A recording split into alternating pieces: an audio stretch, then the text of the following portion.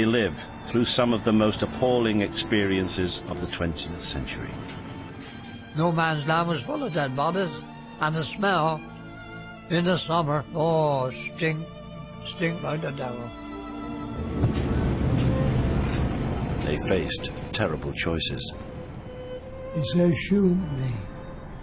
He was beyond all human aid.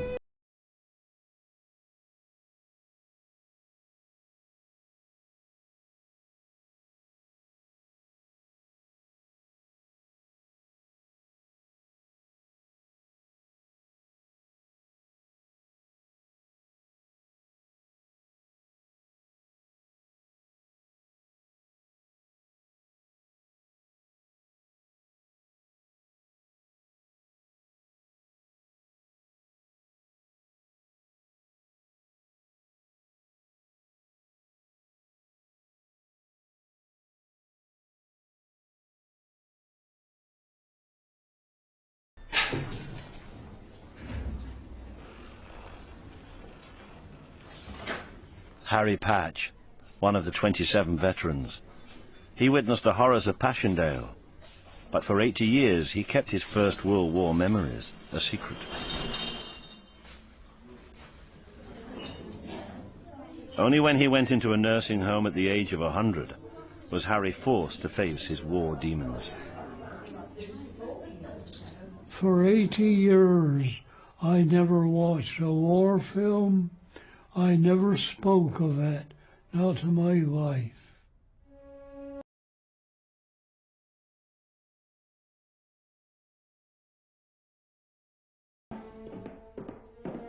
But when night staff turned on the light in a store cupboard, the flash penetrated through a skylight into Harry's room and his dreams. If I was half asleep, the flash of the bomb. That flash brought it all back.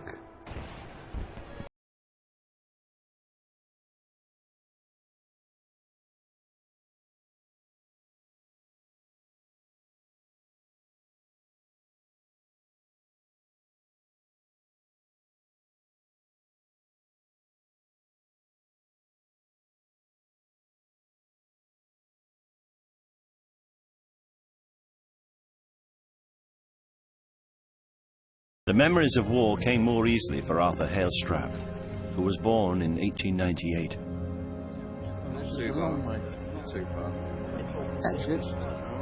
2 years ago, he began his 30th pilgrimage to the battlefields of Belgium and northern France to honor his fallen comrades. May I give you a kiss? One. Oh, many as you like. And again. No order. His first act of remembrance was a service at Poppering in Belgium, in an attic once used as a chapel by British soldiers. He'd always walked up the 4 floors, but now he had to accept a lift from the Belgian Fire Brigade. Thank you. Beautifully done. Arthur may have been frail, but he was determined not to forget. But I need a volunteer. Do you mind volunteering? What for? Yeah. No, for the exhortation.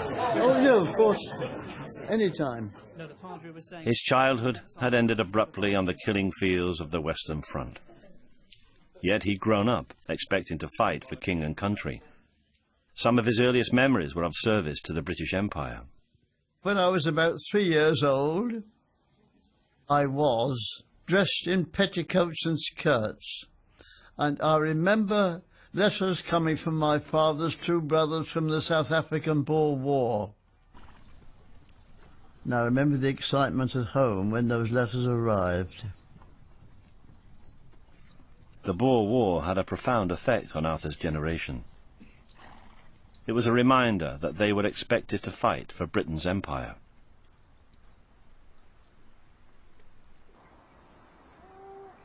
In 2003, on the edge of the Highlands, the oldest of the Tommies was still living independently. Right, Dad. Just got to check the clock, all right? Ooh. Alfred Anderson was then aged 107. His eldest son, Jim, was 79. Funny to think of your son being retired, isn't it? Oh.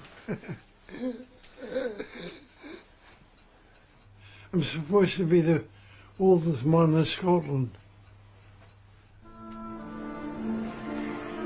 But Alfred could still remember the day in 1902 when victorious British troops returned home from the Boer War. He was 6 years old.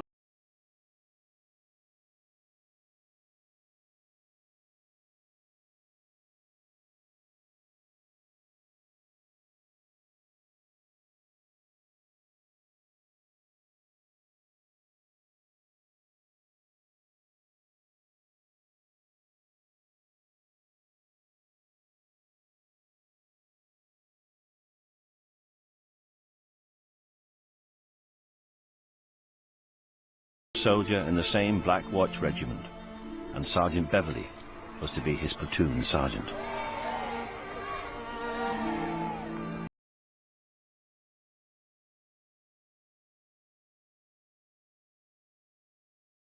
Jim Lovell was the last surviving decorated Tommy from the 1914-18 war. He started school like the rest of the Tommies at the age of 4. We didn't have pens, we had slates with sand on, and we had a mark in the sand, writing in the sand, see, and just shake it to cover it again, see, and then we write again. We never had no paper, just a sand and a stick. The first hour on a Thursday was geometry. Now you gave us a question, what was the shortest distance between A and B? Of course the answer is a straight line. So what's the definition of a curve? Well, I'd forgotten it. I said a straight line called bending, and I had a rap for that. When we come home from school, we had to take our boots off and run about with no boots at all on. And we used to play in the road, all sorts of games.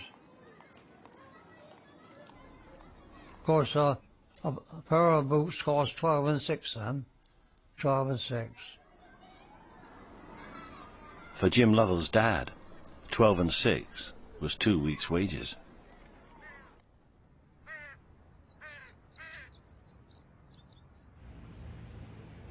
The quest to find the last British survivors of the First World War stretched as far as Australia.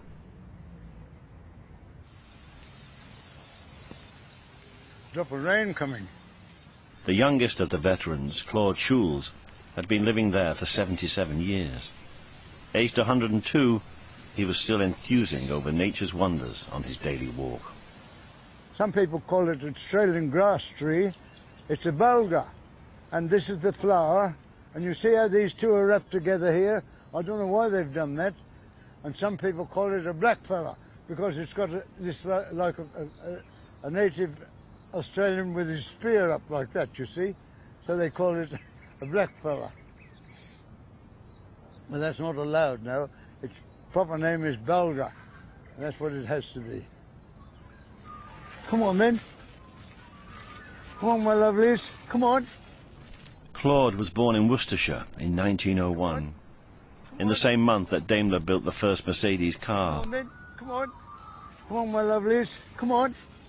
He was 4 when the modern world intruded into his village at Wyrepiddle. You had a policeman from Pershore. He rode his push bike over from Pershore one day and told us, not only us, told the farmers and the shopkeeper, tomorrow at 2 p.m. a horseless carriage is coming through your village. We'd never seen one, never heard of it even.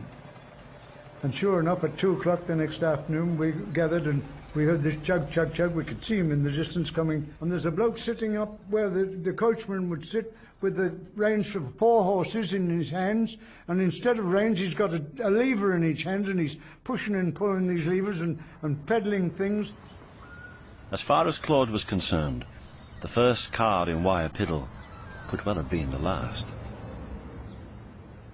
We couldn't see it as becoming general, no. And supplanting horse-drawn vehicles, no, no, never. The horses would always be on top, we would have said, then. Come on then. There's a magpie ahead of us, you see, on the black and white bird there. Let's see, maybe he'd take some here.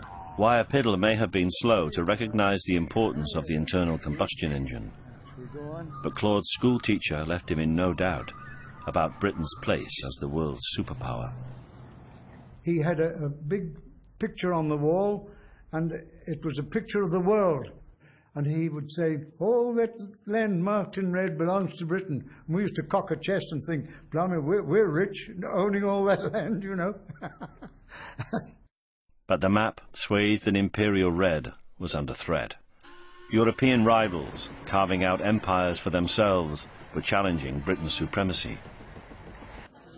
Arthur, may I thank you very much for coming. Oh, well, it's my pleasure to come here. Arthur Halestrap, who as a boy walked on the deck of the Titanic in Southampton docks, was well aware that Britain and Germany were locked into a dangerous naval arms race. The fact that the Germans were building a navy in competition with our own was well known to us, and that the Germans were trying to take some of the empire away from us.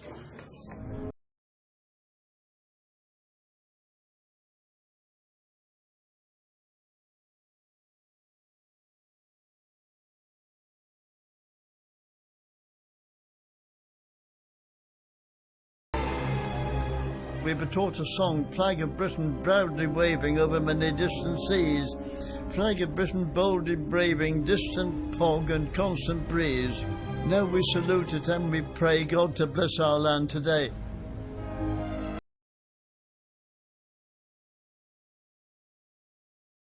The year before the First War, there was a huge gathering of the British Navy in the Spithead. And it was marvellous because every type of ship in the British Navy was represented there, and we were very proud of it.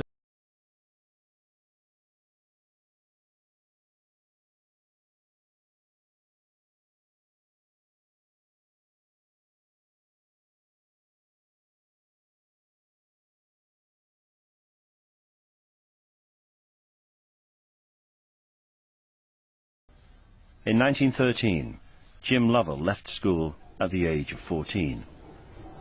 He was about to take on a man's job, blacksmithing, in an ironworks. They took me in the blacksmith shop, put me under a chap driving a steam hammer, to blow 25 tons. And he was only with me 20 minutes and he left me. And I had to manage. And these blacksmiths were chores.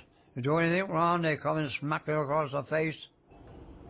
It wasn't long before the inexperienced teenager angered one of his older workmates. We had a big job one day. I was there about 3 hours, I think, on these brake shafts. Jim was exhausted and needed to stop for a break. It provoked the older man to attack him. But the young apprentice was also a tough nut. And he come on me out in the chest, I fired up to it. We had a nice little go. And my brother said to me, get on home. I said, no, I said, I'm going to stick it. And when we come in the morning, he was about 30, this blacksmith. He said, good morning, Jim. Good morning, Jim. Just so nothing happened. Working conditions were hard for all young men, and there was little leisure time.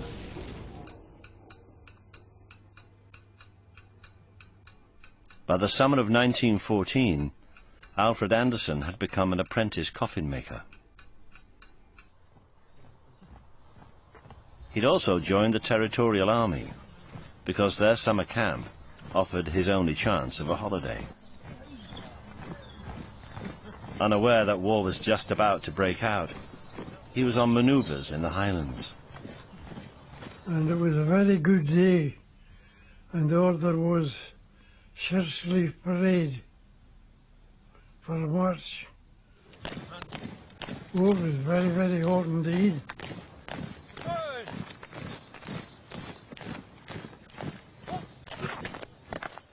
On their march through the parched lanes, Alfred's platoon came across a local photographer. He was to capture forever a remarkable moment of youthful innocence.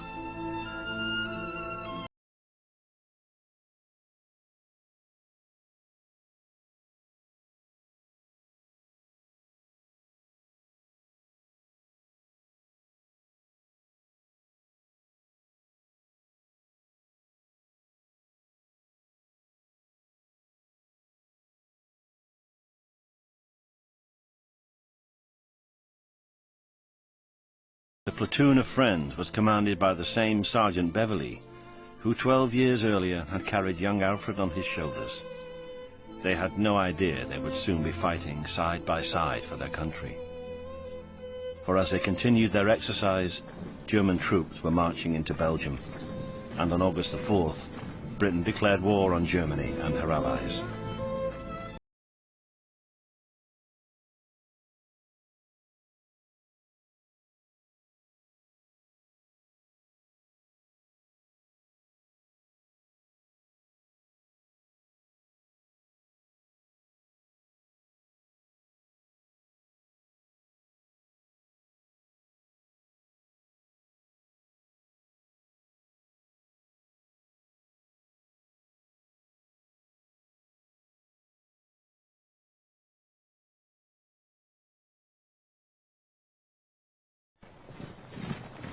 By October, 750,000 had volunteered to fight for their country.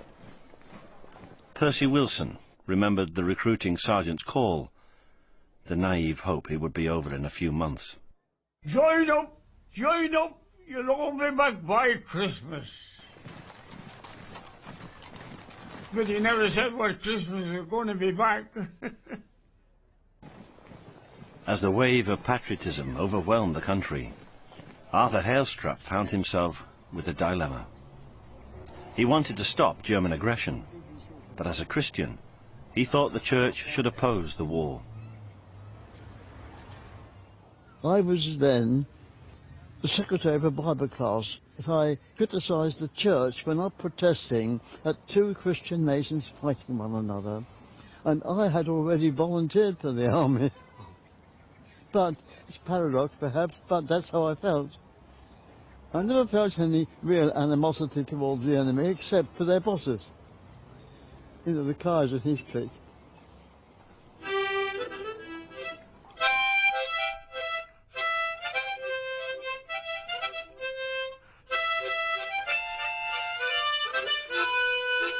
Claude Schulz, like hundreds of thousands of teenagers, saw a chance for adventure.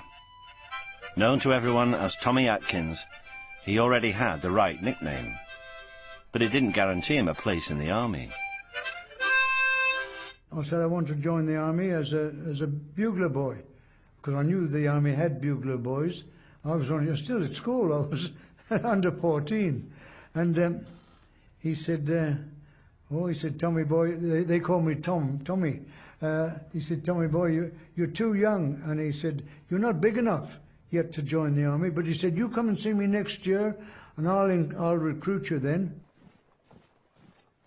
Many of those actually old enough to enlist were small and physically unfit, the result of bad housing and poor diet. Percy Wilson's corporal wasn't impressed with his new recruits. He just stand his stick under his arm and give you a sort of a lecture. When I was a boy, my father bought me a box of toy soldiers. Some got broken, some got lost. None of that hesitated a bit. Now he said, I found the bloody lot again. For one Tommy, the training camp was a less intimidating place. At a party, Arthur Hailstrap met a girl who would later become his wife. She was sitting on the knee of the, I found out afterwards, was the son of the major in charge of everything in the town. And I took her off that knee and put her on mine. And from that moment, we were sort of together.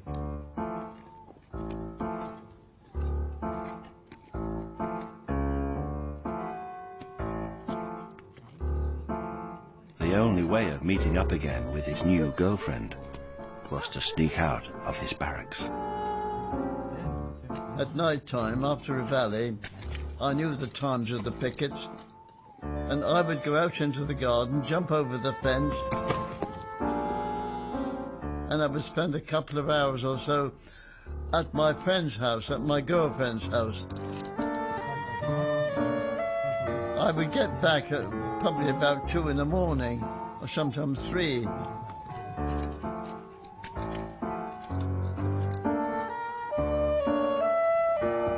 Even though Arthur never got caught, he paid the price of too many sleepless nights. On the day that I was posted, I was so tired that I collapsed on parade, and I heard a voice say, "Clear that body out of the way and close ranks. Number!"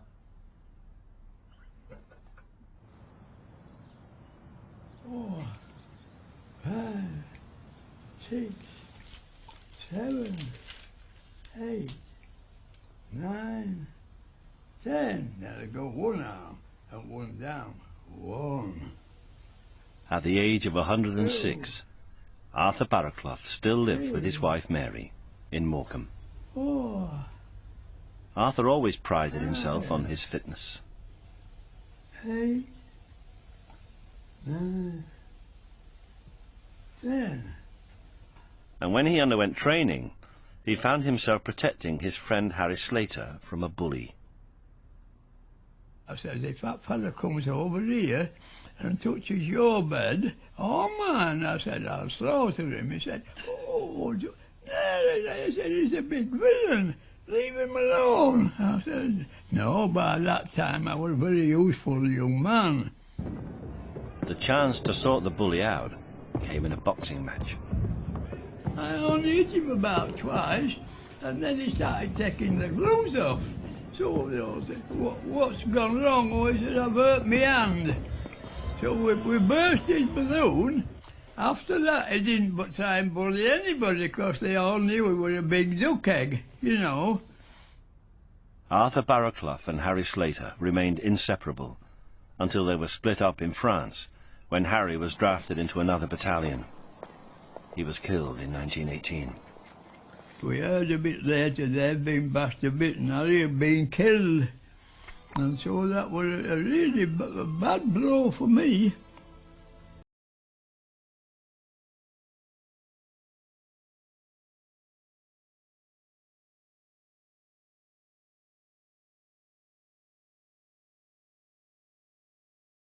In his nursing home, Harry Patch, well into his 3rd century, had found a new girlfriend in Doris Whitaker. Well, somebody asked, why didn't we get married? I said, what, 103, marry in 89. I said, the television would have a Beano on it. I said, no, we're all right as we are. Where'd you get that big puppy from? At the age of 18, Harry didn't have time for romance. He was training to be a killing machine. He also knew he could increase his wages by 50% if he gained the Cross Guns badge for marksmanship. I think it was 112 points you had to get for your Cross Guns. No, I wasn't interested in the Cross Guns.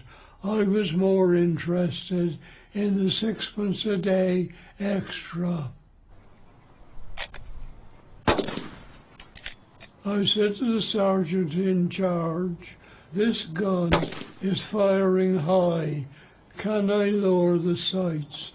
So he said yes. My next 2 shots were 2 bulls. The next round, I got an inner, another 4. I was 8 points above what I wanted. I said the other 2, I didn't care a damn where they went. I had my cross guns.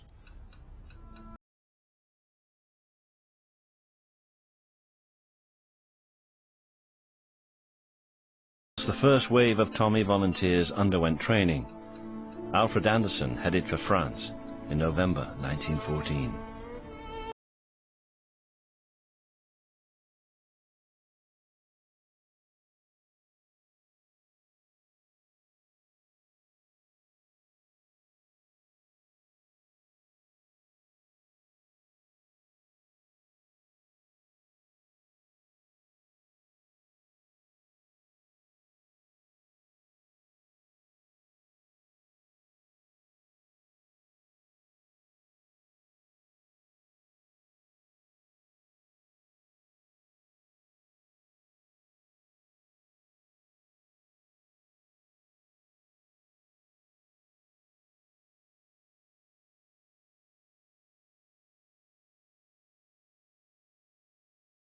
They were still as well, cattle.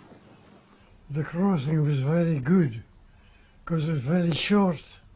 It was the narrowest part of the channel, I would say. And we landed there, of course, in early hours of the morning.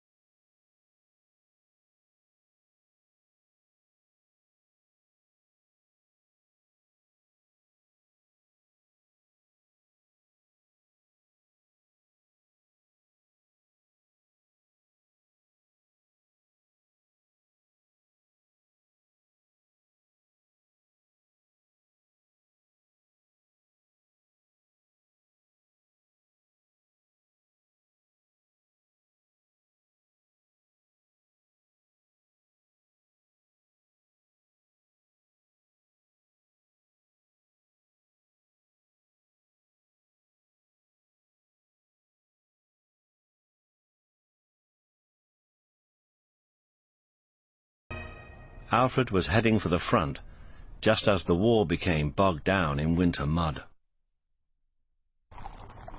The Germans had hoped for a quick sweep to victory, but had been halted outside Paris. Both sides began to dig in to protect themselves. Soon a line of trenches extended over 400 miles from the Channel to Switzerland. Alfred and the other Tommies would soon be facing a new, static, but highly mechanized war of attrition. Harry Patch was forewarned of the horrors of trench warfare by his brother. And he used to tell me what the trenches were like. I didn't want to go.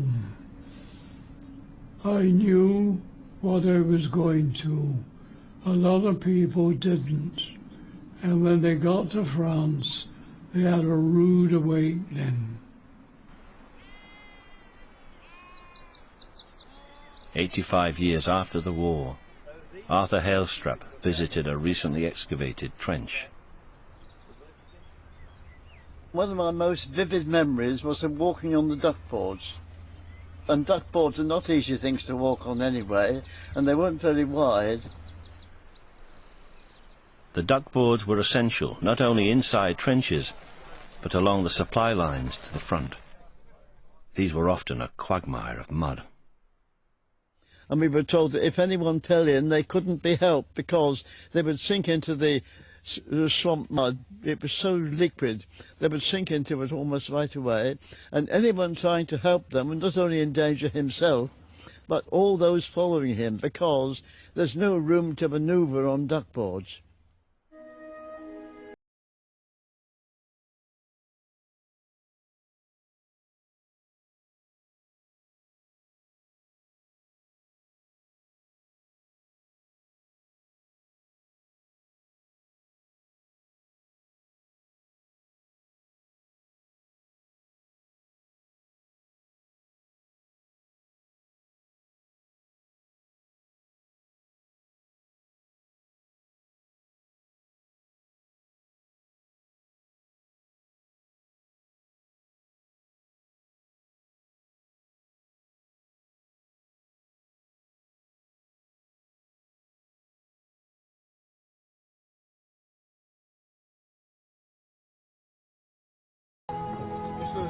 straight out that way. In November 1914, Alfred Anderson had to dig his own trench. Strike it heads down. There was always a guide for pioneers to take you into the section. Take you there and show you if they wanted the trench dug, you to dig it. Was it advantageous to dig quickly? Oh, right. Especially when there's bullets flying overhead.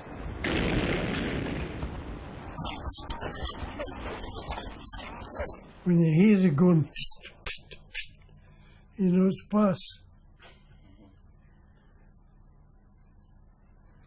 So that was a miss.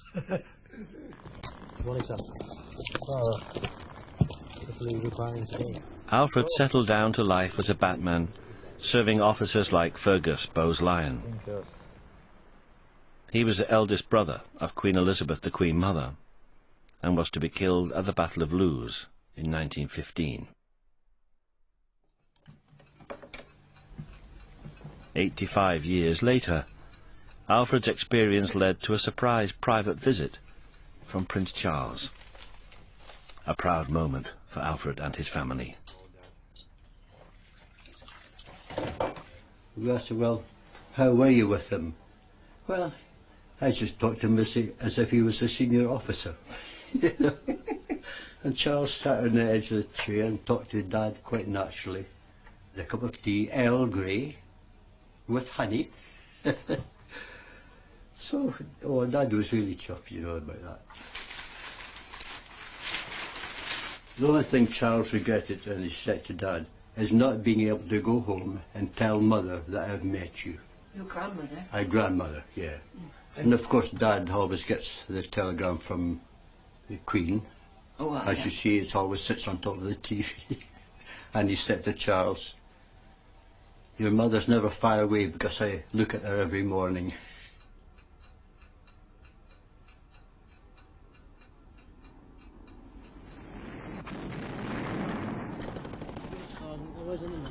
Back in 1914, Alfred was getting used to trench life on the Western Front. He was just one in a force that peaked at over 2 million fighting men, and they all had to be fed and watered every day. They used to bring the water up to us in anything that would hold water, usually a petrol can. And if you've been there long enough, you could tell by the taste of the water whether it come up in a BP can or a shell. We used to drink all the dirty water you could find. Anywhere. Just move the top away and drink it. Of course, we didn't get issued with very much water. Anything from half pint to a pint. And we had to shave, wash, everything on that. And cook our meals, soak their biscuits. The army-issued biscuits were so hard that Thomas used to carve photograph frames out of them. The diet was poor and monotonous, mainly tinned beef, known universally as bully. We got a tin of bully to share for 4 men.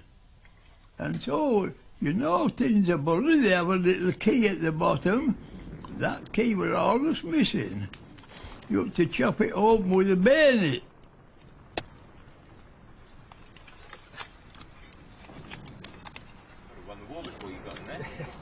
It was a terrible job. We lost as much meat as what we got. And there were the inevitable consequences of a diet of beef and biscuits. I'd been to the toilet for 3 days, so I had, what am I going to do? The last surviving veteran of the Royal Flying Corps, Charles Watson, had to make do with what was at hand. Airplane engines were then lubricated with vegetable oil. I tried to have nearly half of this engine oil. I got about 3 parts down, I had been back to the tent for about half an hour, and I had to go very, very quick, and I tell you, you try a little bit of castor oil from an engine or engines. You don't be constipated after that for a bit.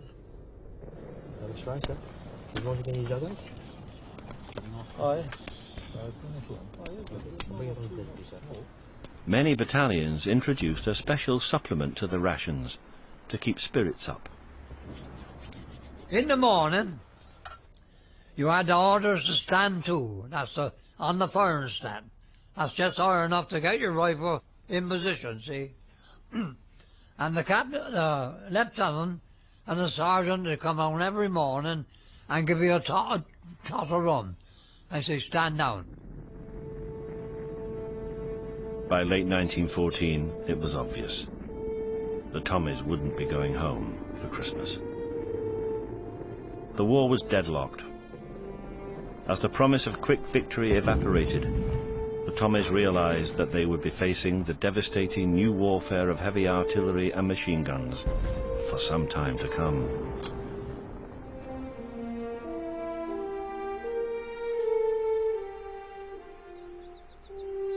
But in the late afternoon of Christmas Eve 1914, the guns fell silent for the first time in 5 months.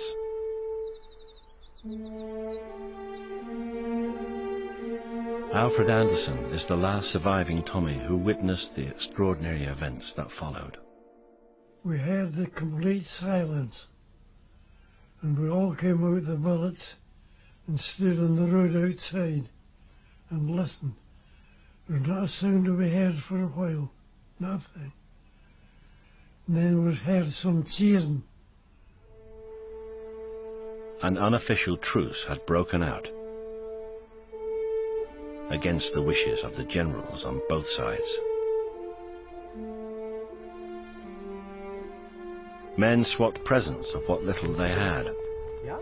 They even played football together. The Bedfordshire Regiment lost 3-2 to the Germans. The game only stopped when the ball burst on barbed wire.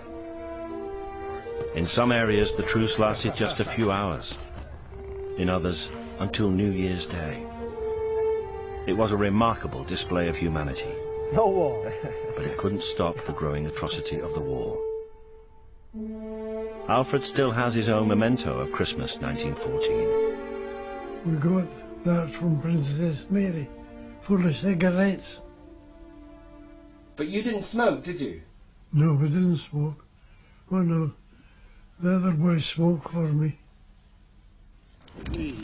That's might as well have them. Had any smoke. Sure. Give it to anybody that wanted them. They said it's good for the nerves. Well, I used to say, I haven't got any nerves. Even though the cigarettes were useless to Alfred, the tin from Princess Mary came in handy. You see the Bible there? That was a present from my mother when we left on the embarkation. And I carry it in my breast pocket. I found out that the Bible fitted the box perfectly. So I put the Bible in the box and kept it there all the time, and I was even able to bring it home after being wounded. After the calm of the Christmas truce, it wasn't long before Alfred was back in action. In 1915, his Black Watch Regiment was involved in some of the fiercest fighting of the war so far. He was about to go over the top, the defining experience for the Tommy throughout World War I.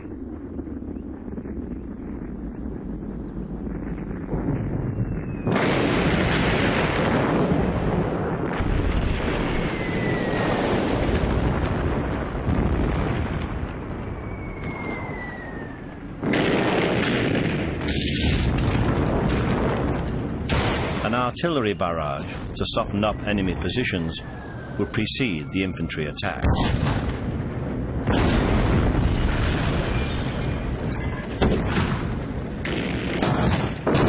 The Tommies were about to leave the safety of the trenches and face the enemy's fire. Arthur Barrowclough survived going over the top 6 times. I always used to stand still for a minute and just say this little prayer, and I'll never forget it. Dear God, I'm going into grave danger. Please help me to act like a man and come back safe.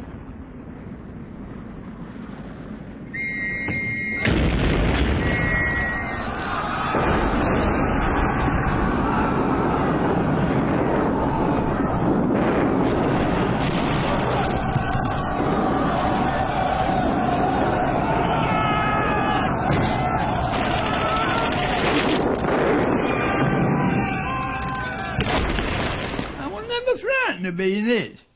It's very funny that. Just that perfect little prayer put me where I am now, in this little chair.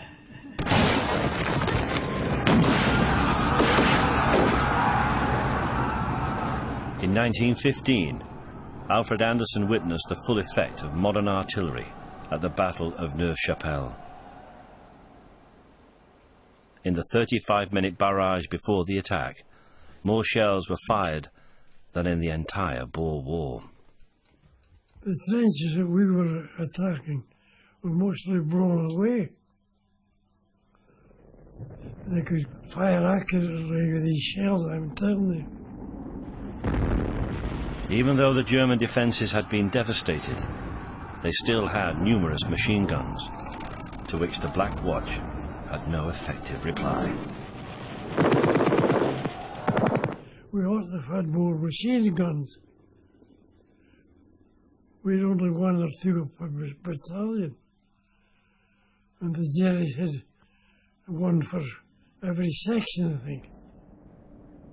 In one battle in 1915, a 1,000-strong Black Watch battalion was reduced to 300 men.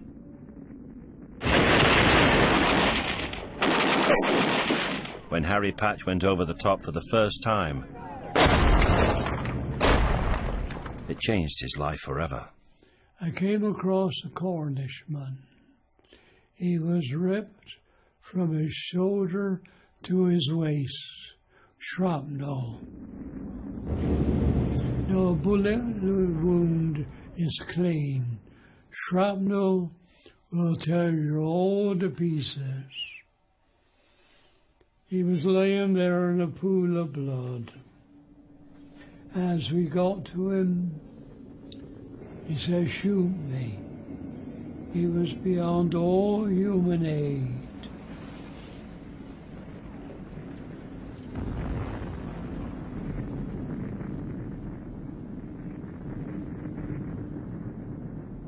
Before we could shoot him, he died.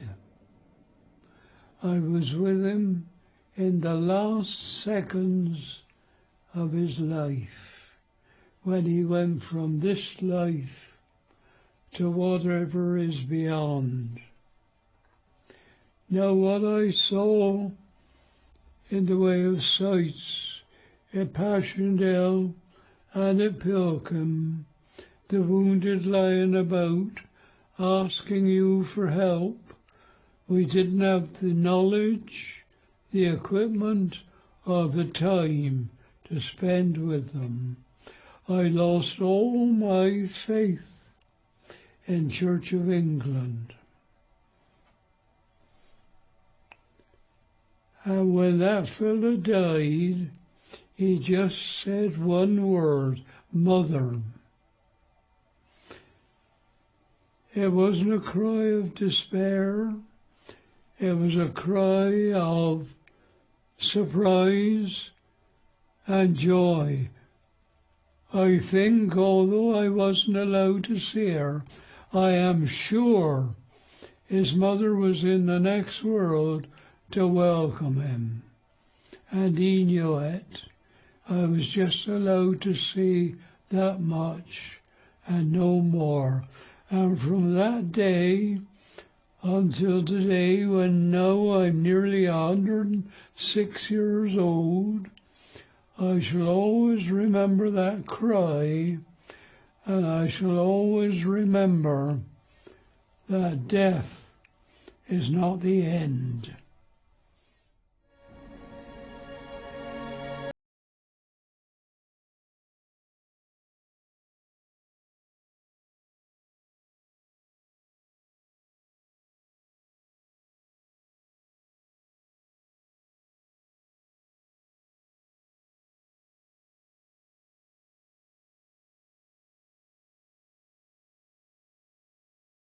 It's his grave, is this, or his memorial? It's his grave, I think. In November 2003, Arthur Hailstrap visited the German war cemetery of Langemarck in Belgium.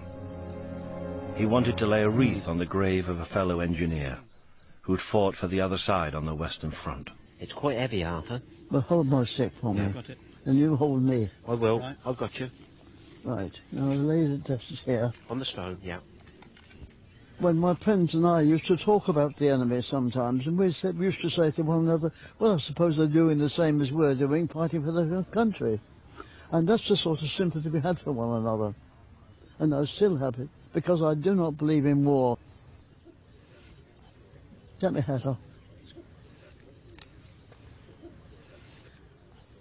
They shall grow not old, as we that are left grow old. Age shall not weary them, nor the years condemn. At the going down of the sun, and in the morning, we will remember them. We will remember them.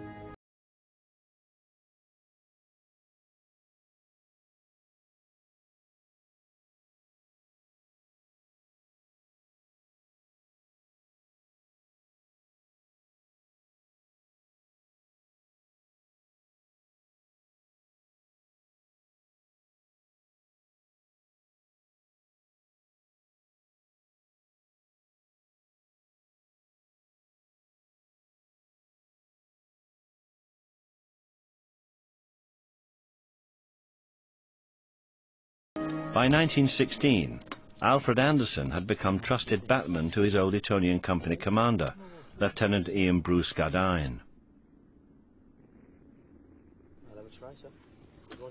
One morning in March, they'd just come back from a dangerous patrol unscathed. And when daylight came, we started to brew up. And I was brewing up for Lieutenant Bruce Gardyne and myself.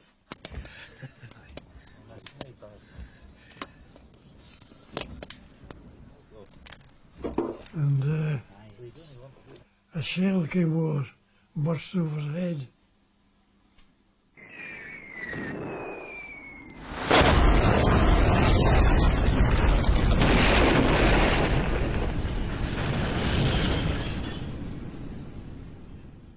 The first thing I can remember is flat out, no, not on the fire, at the side of the fire.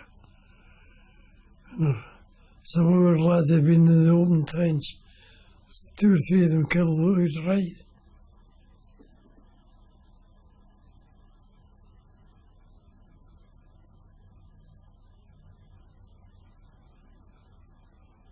And where were you hit? Hit in the back of the neck. Where it's sore now. The wound was serious enough for Alfred to be sent home. He's not been abroad since. The shrapnel may have saved Alfred's life. He would now escape the deadly war of attrition that was escalating on the Western Front. You happy there, or do you want to come and sit That's there? okay, thank you. 85 years after he was wounded, Alfred was honoured by the French people. That's the Legion of Honour. But the award couldn't soften the loneliness of outliving his generation. But there's none of my old mates alive. Not one.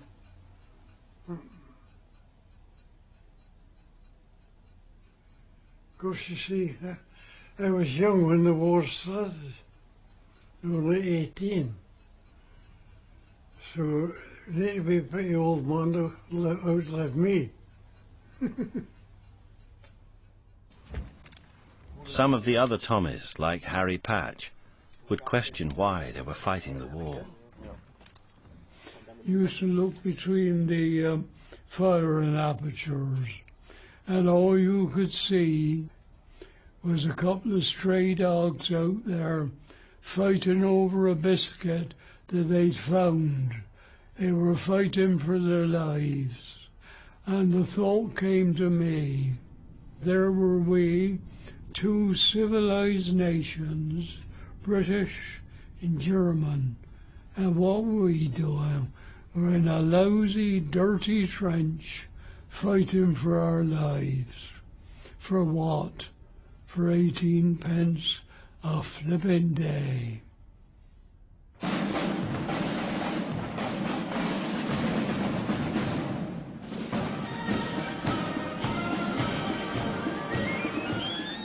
Ypres in Belgium on Armistice Day 2003, the anniversary of when the guns fell silent.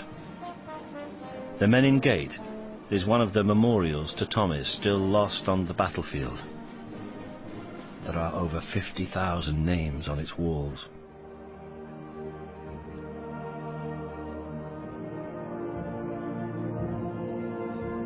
Arthur Hailstrap's annual pilgrimage is coming to a close. It's a day of deep reflection for Arthur.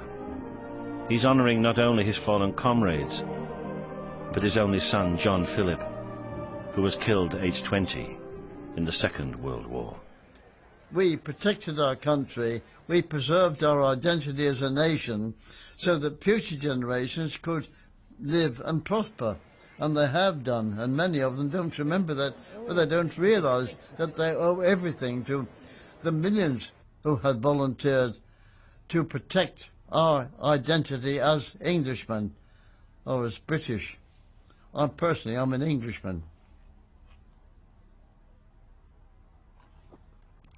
Despite the fact that I like a jump of gin now and again. He was already planning to return next year, when he'd be 106.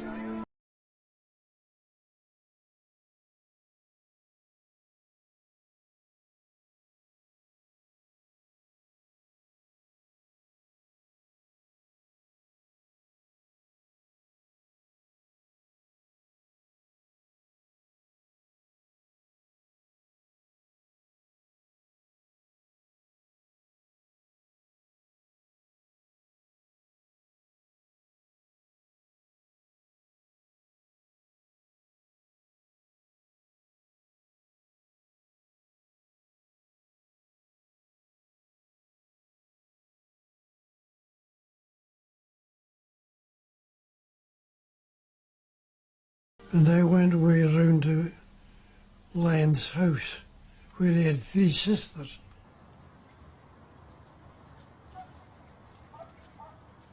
After Alfred had been wounded, Lyon had taken his job as batman.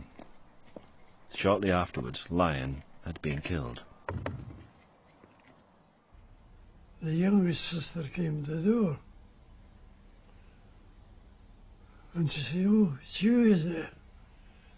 I said, "That's no very good reception, mate." I said, "I came to pass my condolences to the whole family." For Lyon's sisters, Alfred had cheated death by being wounded. Their brother, who'd taken Alfred's place, had not been so lucky. "Why don't you let me in?" "Oh, well," she said, "you're here and he's no."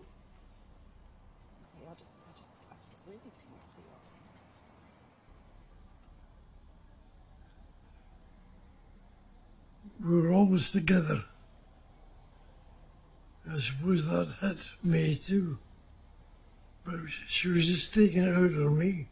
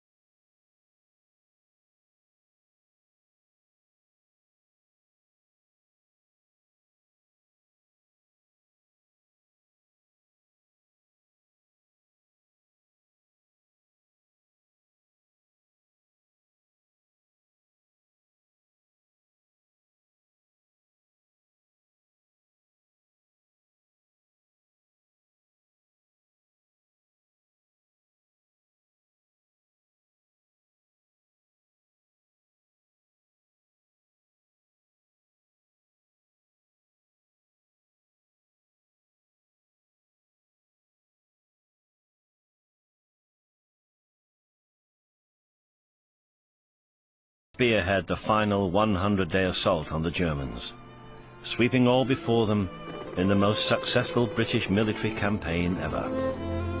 I found the German machine gun. I put my hand on the grips, pressed the centre with me thumbs, and the belt was dancing like a snake until he finished. I let him have it. And as one by one the remaining Tommies pass away, Harry Patch makes one final pilgrimage to face his past and meet the enemy.